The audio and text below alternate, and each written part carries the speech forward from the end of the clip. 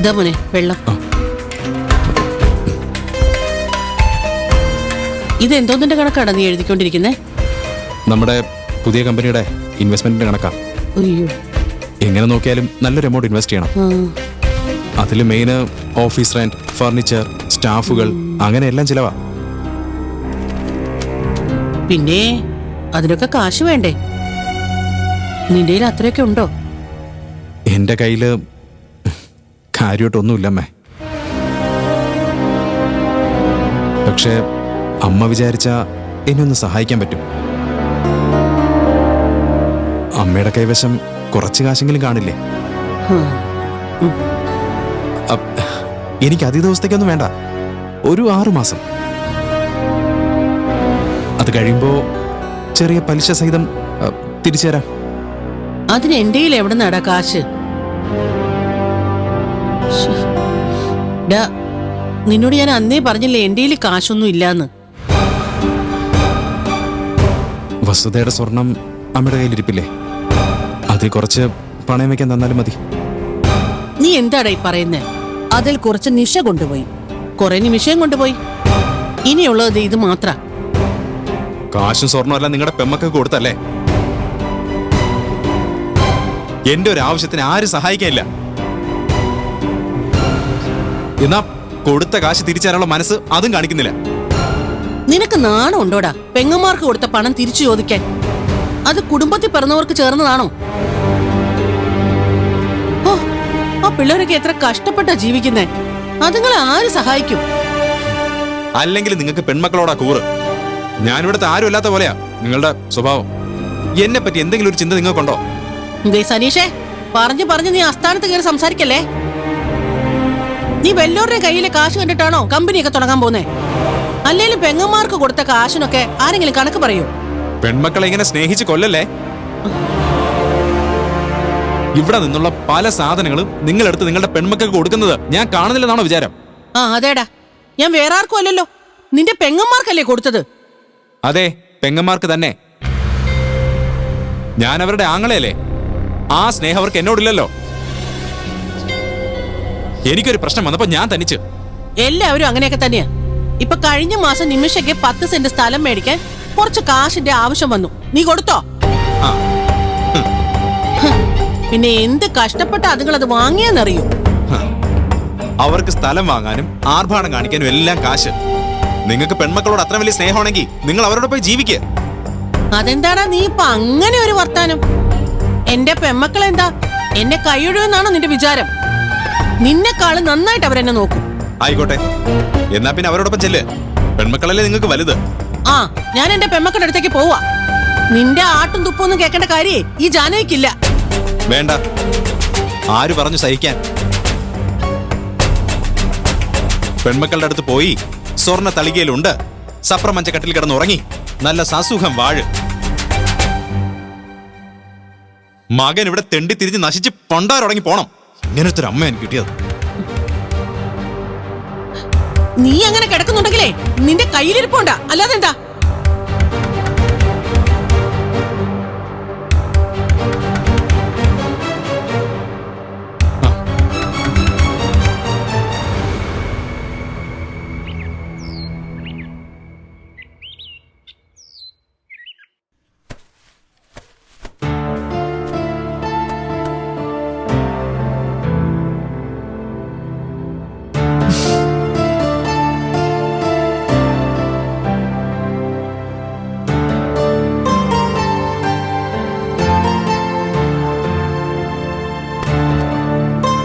പേടിക്കൊന്നും വേണ്ട, ഇത് മോളുടെ സ്വന്തം വീടായിട്ട് കരുതിയാ മതി. ഗിരിയുടെ അമ്മായി അമ്മാവനും പറഞ്ഞതൊന്നും മോള് കാര്യമായിട്ട് എടുക്കണ്ട കേട്ടോ. ഇങ്ങനെയൊക്കെ സംഭവിക്കുന്ന എനിക്ക് നേരത്തെ അറിയായിരുന്നു. അല്ല, എന്താ ചേച്ചിയുടെ പേര്? എന്റെ പേര് രാധ.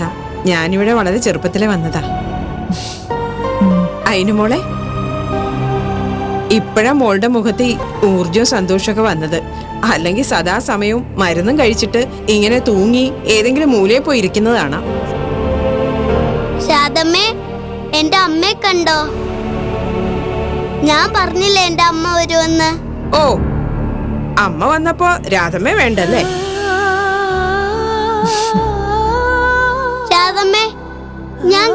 അമ്മയെ പോലല്ലേ? ഓ സമ്മതിച്ചു, മോൾ അമ്മയെ പോലെ തന്നെ ഉണ്ട്. അയ്യോ, സച്ചൂട്ടൻ എവിടെയാ? അമ്മേ, ഞാൻ സച്ചൂട്ടനെ നോക്കിട്ട് വരാവേ. ഞാൻ വളർത്തിയ കുഞ്ഞാത്.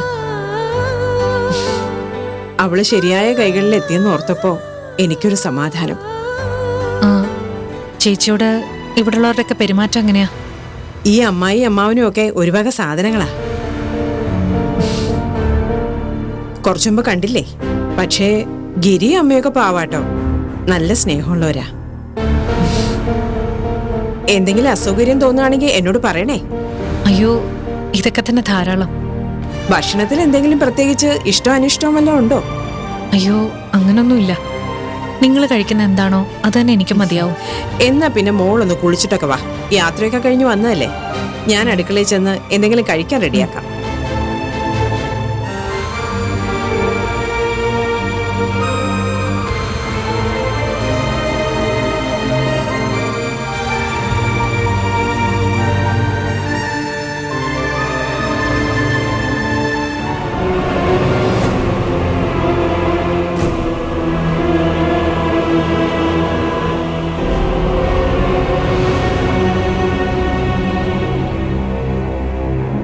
ചേച്ചി,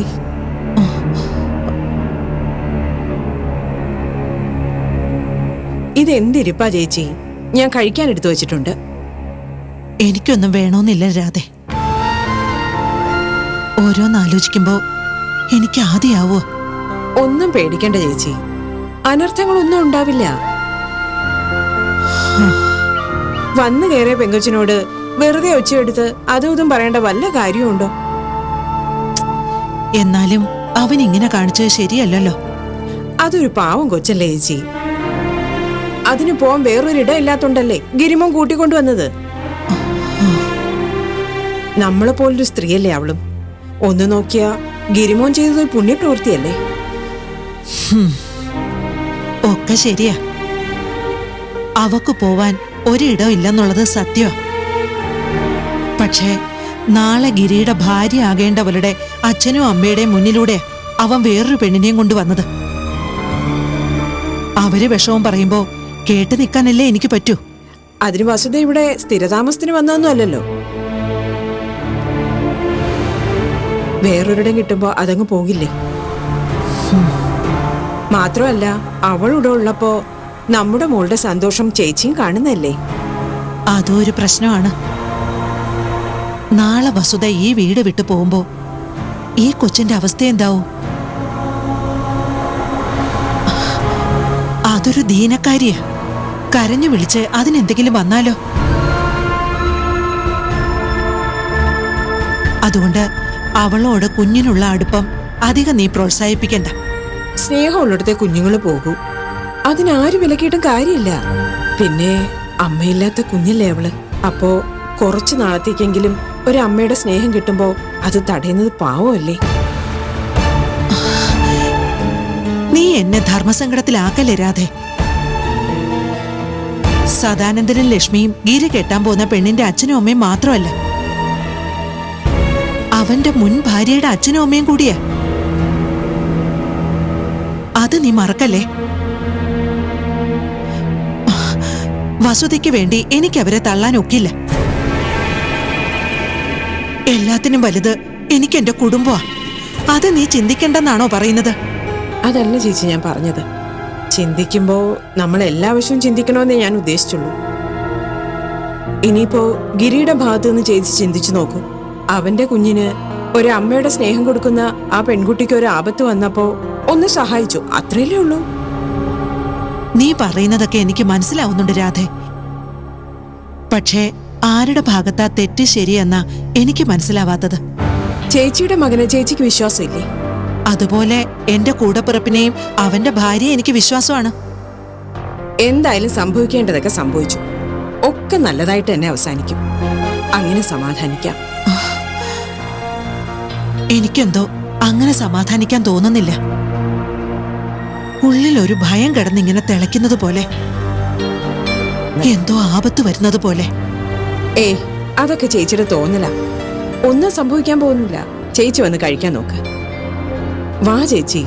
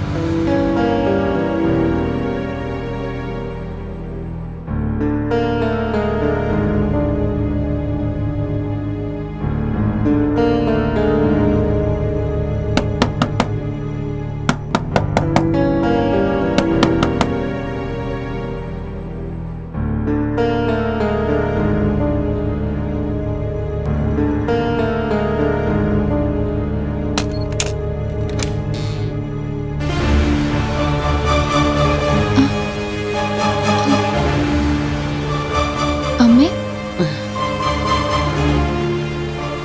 അമ്മ എന്താ ഈ നേരത്ത്? ഒന്ന് വിളിക്കൂടെ ചെയ്തില്ലല്ലോ. ഇതെന്താ കയ്യില് ബാഗൊക്കെ? ഞാനിങ്ങനെ പോന്നു മോളെ. എനിക്കവിടെ ഒട്ടും പറ്റുന്നില്ല.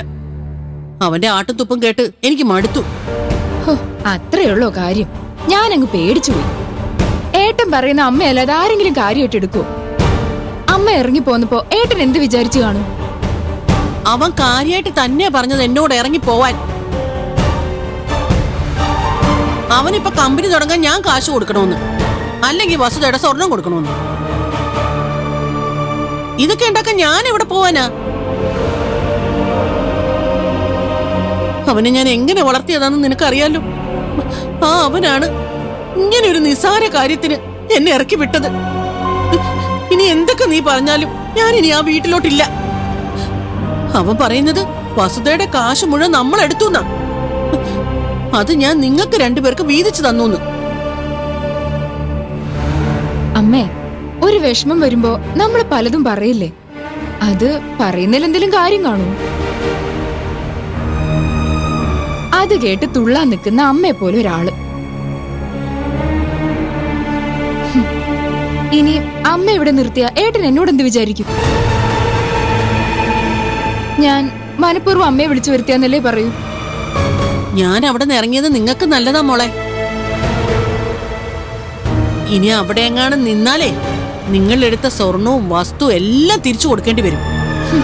ഏട്ടൻ അങ്ങനെയൊന്നും പറഞ്ഞിട്ടുണ്ടാവില്ല. അമ്മയ്ക്ക് ദേഷ്യം വന്നപ്പോ അങ്ങനെ തോന്നിയതായിരിക്കും. എന്നാലും അമ്മ ഇങ്ങനെ ഇറങ്ങി പോരുന്ന ഏട്ടൻ ഒട്ടും കരുതിയിട്ടുണ്ടാവില്ല. പാവം ഇപ്പൊ നല്ല വിഷമത്തിലായിരിക്കും. അവൻ വിഷമിക്കട്ടെ. ഇനി എന്നെ ഓർത്ത് അവൻ കരയണം. എന്റെ വില എന്താണെന്ന് അവൻ അറിയണം. അവൻ പറഞ്ഞ ഓരോ വാക്കും എന്റെ നെഞ്ചിലാ കൊണ്ടത്. ഒരു പെറ്റതള്ള ഇങ്ങനെ വിഷമിപ്പിക്കണം? അവന് ഭാര്യ മക്കളും ഒക്കെ എന്നാ ഉണ്ടായത്? അറിയട്ടെ, എല്ലാം അറിയട്ടെ. അറിയിച്ചു കൊടുക്കാൻ തന്നെയാ ഞാൻ അവിടെ നിന്ന് ഇറങ്ങിയത്.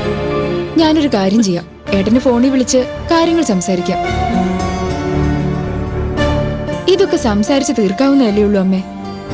വേണ്ട മോളെ, എനിക്ക് വേണ്ടി ആരുടെ മുമ്പിൽ നീ താഴണ്ട. അതെനിക്കിഷ്ടമല്ല.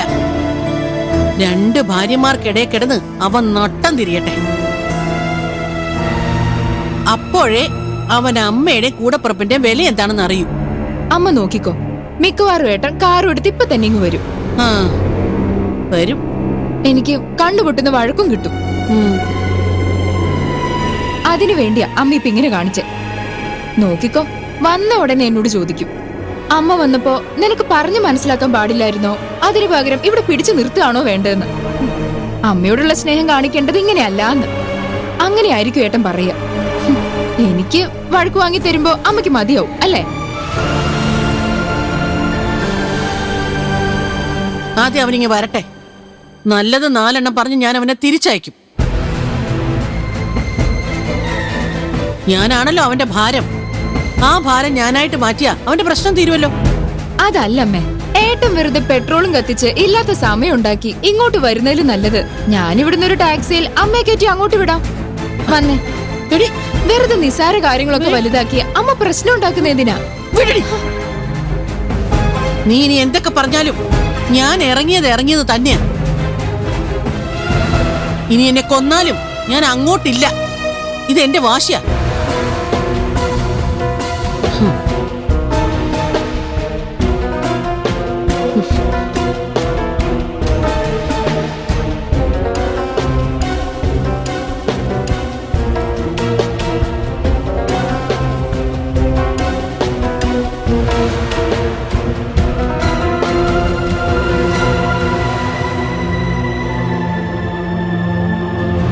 അമ്മേ,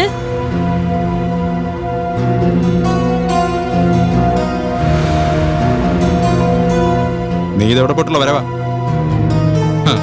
തോന്നിയ പോലെ വരിക, തോന്നിയ പോലെ പോവുക. ആരും ചോദിക്കാൻ പാടില്ലല്ലോ. അമ്മേ, അമ്മേ. ഇവിടെ അമ്മയും കുമ്മയൊന്നുമില്ല. ചുമ്മാ വിളിച്ച് തൊണ്ടയിലെ വെള്ളം വറ്റിക്കണ്ട.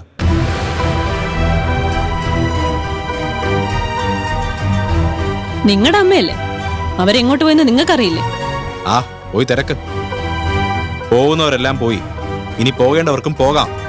ഞാനിവിടെ ആരെയും പിടിച്ചു വച്ചിട്ടില്ല.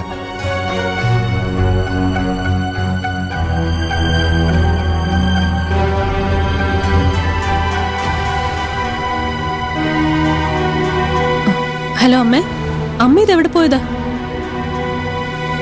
ഇവിടെയുള്ള ഒരാൾക്ക് അമ്മയെ പറ്റി ഒരു വിവരമില്ലെന്നാ പറഞ്ഞത്. എനിക്ക് അവൻ മാത്രമല്ലല്ലോ മക്കളായിട്ടുള്ളത്. 2 പെമ്മക്കള് വേറെ ഉണ്ടല്ലോ. ഞാൻ അവരുടെ അടുത്തേക്ക് പോയതാ. നീ ഇപ്പൊ എന്തിനാ വിളിച്ചേ? അത് പറ. ഞാൻ ഇവിടെ ഇല്ലാത്ത സമയത്ത് എന്താ നടന്നത് ഇവിടെ? എന്താ അമ്മ പ്രശ്നം? അമ്മയെങ്കിലും ഒന്ന് പറ. അവന് കമ്പനി തുടങ്ങാൻ ഞാൻ കാശ് കൊടുക്കണമെന്ന് പറഞ്ഞു. എന്റെ കയ്യിൽ കാശില്ലാന്ന് പറഞ്ഞപ്പോ ഇറങ്ങി പോവാൻ പറഞ്ഞു. ഞാനിങ്ങി പോന്നു. ഓരോരുത്തർ പറയുന്ന ഭ്രാന്തിന് അമ്മ എന്തിനാ ഇതിനൊക്കെ ചെവി കൊടുക്കാൻ പോകുന്നേ? അമ്മ ഇന്ന് തന്നെ തിരിച്ചു വരണം. അയ്യോ, ഞാൻ ഇനി അങ്ങോട്ട് വരുന്നില്ല. കാശില്ലെങ്കിലേ അവൻ എന്നെ കൊല്ലാനും മടിക്കില്ല. നിങ്ങൾക്ക് നാണമുണ്ടോ? കെട്ടിച്ചുവിട്ട പെങ്ങന്മാരുടെ വീട്ടിലേക്കാണോ സ്വന്തം അമ്മയെ പറഞ്ഞു വിടുന്നത്? ഞാൻ ആരോട് ഇറങ്ങിപ്പോവാൻ പറഞ്ഞിട്ടേയില്ല. പിന്നെ ഇറങ്ങിപ്പോകുന്നവരെ തടയാൻ ഞാൻ ആളുമല്ല. സ്വന്തം മക്കളുടെ അടുത്തേക്കല്ലേ പോയിരിക്കുന്നത്. പോയിട്ട് വരട്ടെ. ഇനി നിനക്ക് പോണോ? പോണെങ്കി പോവാം. ഇനി എന്റെ കയ്യിൽ നിന്ന് ആർക്കും ഒന്നും കിട്ടില്ല. അതുകൊണ്ട് പോകുന്നവർക്കെല്ലാം പോവാം. നിങ്ങൾക്ക് എന്താ ഭ്രാന്ത് പിടിച്ചോ? പണത്തിന് വേണ്ടി എന്തും ചെയ്യുന്ന അവസ്ഥയിൽ എത്തിക്കഴിഞ്ഞു. ഇത്രയ്ക്ക് നിങ്ങൾ അധപ്പതിക്കരുതായിരുന്നു. അതെ, ഞാൻ അധപ്പതിച്ചവനാ. അതുകൊണ്ടാണല്ലോ നിന്നെ പോലെ ഒരുത്തിയെ കെട്ടേണ്ടി വന്നത്. ഇപ്പൊ കണ്ടില്ലേ, ഇവിടെ നിന്റെ തോന്നിവാസങ്ങളല്ലേ നടക്കുന്നത്. എവിടെ പോയതാ, എന്തിനു പോയതാ ഞാൻ അറിഞ്ഞോ? അറിഞ്ഞില്ല. കാരണം ഞാൻ അധപ്പതിച്ചവനായി പോയില്ലേ. ഓ, അമ്മ പോയല്ലോ. ഇനി തൂങ്ങാൻ ആരുടെങ്കിലും കഴുത്ത് വേണമല്ലോ. അതുകൊണ്ടായിരിക്കും ഇപ്പൊ എന്റെ നെഞ്ചത്തോട്ട് കയറി വരുന്നത്. എന്റെ അമ്മയ്ക്ക് സുഖമില്ലെന്ന് അറിഞ്ഞ് ഞാനൊന്ന് അവിടെ വരെ പോയതാ. എന്താ, എനിക്ക് പോവാൻ പാടില്ലേ? ഇനി അതിന്റെ പേരില് ഇവിടെ എന്റെ മനസമാധാനം കളയാന്ന് വിചാരിക്കണ്ട. എല്ലാവർക്കും അവരവരുടെ സമാധാനം വലുത്. അത് കിട്ടുന്നിടത്തേക്ക് ഓടിപ്പോകുന്നു. എന്നെ കൊണ്ട് ആർക്കും ഒരു പ്രശ്നം ഉണ്ടാവില്ല. എനിക്ക് ഓടിപ്പോവാൻ പറ്റില്ലല്ലോ. ഒക്കെ സ്വയം വരുത്തി വെക്കുന്നതല്ലേ, അല്ലാതെ ആരും തലയിൽ വെച്ച് കെട്ടുന്നൊന്നും അല്ലല്ലോ. ശരിയാ, ഒക്കെ ഞാൻ വരുത്തി വെച്ചതാ. നിങ്ങൾ ആരും ഇതിൽ ഉൾപ്പെട്ടിട്ടില്ല. ഞാൻ തന്നെ ഇതിന് പരിഹാരവും കണ്ടോളാം.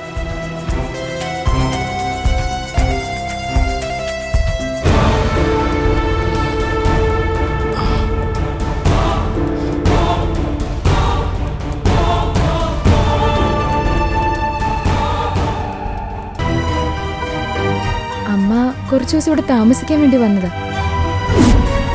ഒരു അതിഥിയായി പെൺമക്കളുടെ വീട്ടിലെത്തിയ ജാനകിയമ്മ നേരിടാൻ പോകുന്നതെന്ത്? എന്റെ മകനെ വെറുപ്പിച്ചതും അവന്റെ ഭാര്യയോട് അമ്മായിമ്മ പോരെടുത്തതും എല്ലാം എന്റെ പെമ്മക്കൾക്ക് വേണ്ടിയായിരുന്നു.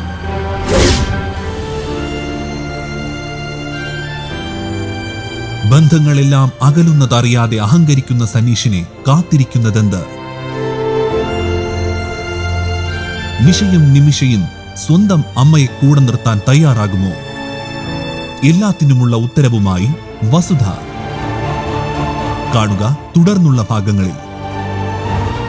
നമസ്കാരം, എൻ്റെ പേര് സന്തോഷ് കേശവൻ. നമ്മുടെ വസുധ സീരിയലിലെ സദാനന്ദൻ എന്ന കഥാപാത്രം ചെയ്യുന്നു. നിങ്ങൾക്കറിയാമായിരിക്കും.